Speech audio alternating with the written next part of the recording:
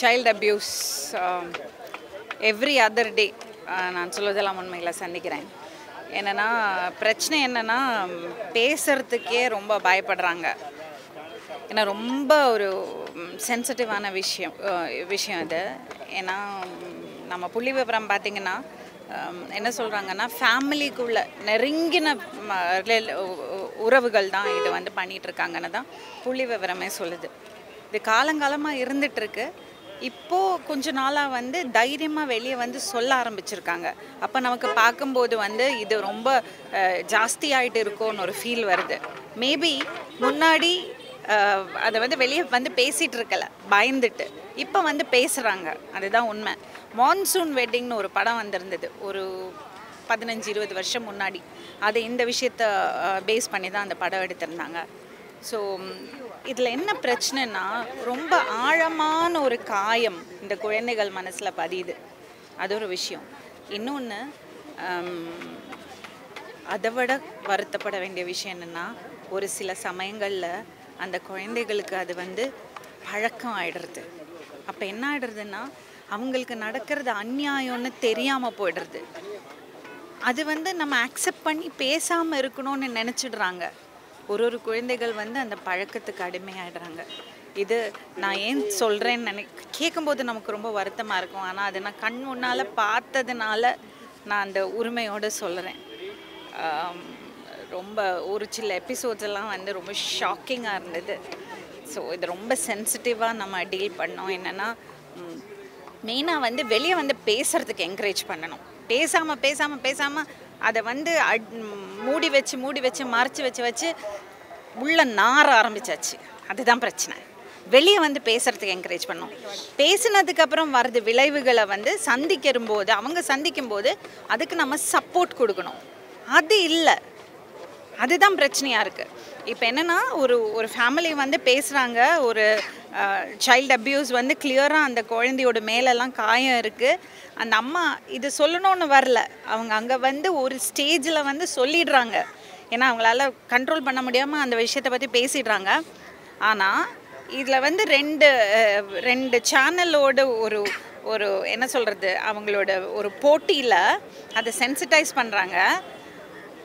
அது ஒரு பெரிய இஷ்யூ ஆகுது. இதோட எண்ட் ஆஃப் த டே என்ன ஆகுறதுன்னா அந்த குழந்தைகளும் அந்த அம்மாவும் வந்து நம்ம பேசினது தப்பாயிடுச்சோன்னு பயந்து ஒளிஞ்சிடுறாங்க. ஸோ அதுதான் ரொம்ப கஷ்டமான விஷயம். ஏன்னா நம்ம பேசுறது வந்து தப்பு, நம்ம சொல்லி கொடுத்ததுனால தான் இப்படி நடந்ததுங்கிற குற்ற உணர்ச்சியை அந்த பசங்களுக்கு நம்ம கொடுக்கவே கூடாது. அவங்க ஃப்ரீயாக வந்து பேசுகிறதுக்கு அவங்கள என்கரேஜ் பண்ணணும். பெற்றவங்களாக இருக்கட்டும், இல்லை ஸ்கூல்லையாக இருக்கட்டும், இல்லை அக்கம் பக்கத்தில் இருக்கிறவங்களாக இருக்கட்டும், யாராவது ஒருத்தர் அவங்க கன்ஃபைட் பண்ணுறதுக்கு நம்ம அவங்களுக்கு இடம் கொடுக்கணும். அதை விட ரொம்ப முக்கியம் வந்து எஜுகேஷன், அவேர்னஸ். அந்த குட் டச், பேட் டச் இப்போ நம்ம நிறைய கேள்விப்படுறோம். அது வந்து என்னதுன்னு பசங்களுக்கு சொல்லி கொடுக்கணும். இப்போ ரீசெண்டாக ஹாசினியோட கேஸில் அவங்க சொல்லிகிட்டு இருந்தாங்க. எப்படின்னா ஐ திங்க் நீங்கள் தான் பேசிகிட்டு இருந்தீங்க இல்லையா ரம்யா?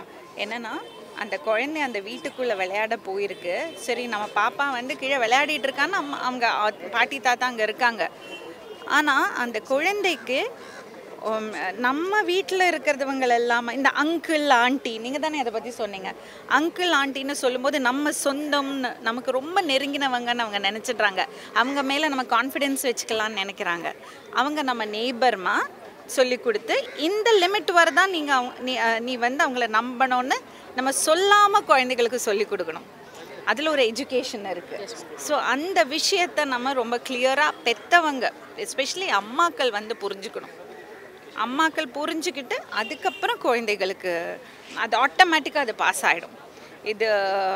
இது ரொம்ப இந்த அவேர்னஸ்ங்கிறது வந்து ரொம்ப முக்கியமான விஷயம்.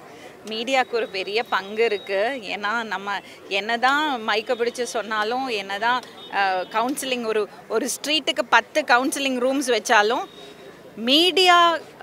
மீடியாவில் பேசும்போது இருக்கிறது அந்த ரீச் வந்து வேறு எங்கேயுமே இருக்காது. ஸோ அந்த மீடியாவோட சப்போர்ட், மீடியாவுக்கு சரியான விஷயங்களை வந்து ப்ரொபகேட் பண்ணி சரியான விஷயங்களை மக்களுக்கு கொண்டு போய் சேர்க்கறது வந்து மீடியாவுக்கு ஒரு பெரிய பவர் இருக்குது. அதை வந்து நம்ம கரெக்டாக யூஸ் பண்ணிக்கணும், ரெஸ்பான்சிபிலிட்டியோட யூஸ் பண்ணிக்கணும்னு நான் நினைக்கிறேன். And other than this, child அப்யூஸ்க்கான பனிஷ்மெண்ட்ஸ் ரொம்ப கடினமாக, ரொம்ப சிவியராக இருக்கணும். அந்த குழந்தைங்களை ஒவ்வொரு each and every child is everybody's responsibility.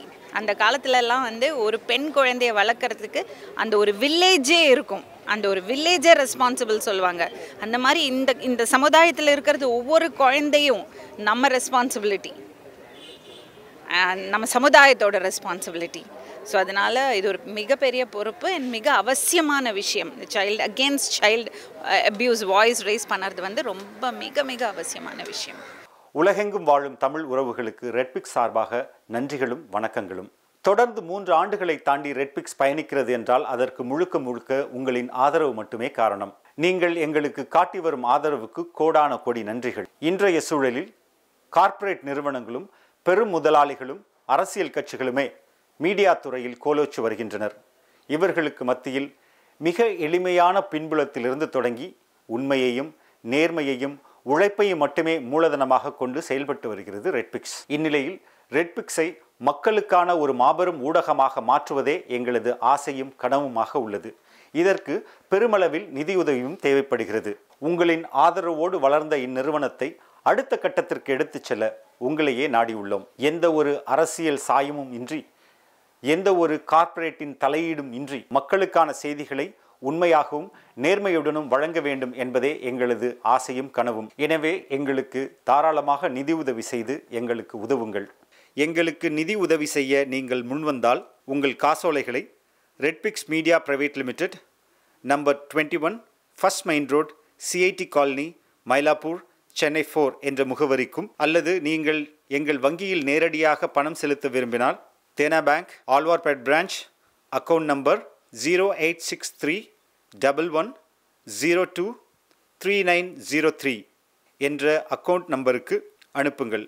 மேலும் வங்கியின் விவரங்கள் ஐஎஃப்எஸ்சி கோட் BKDNO620863.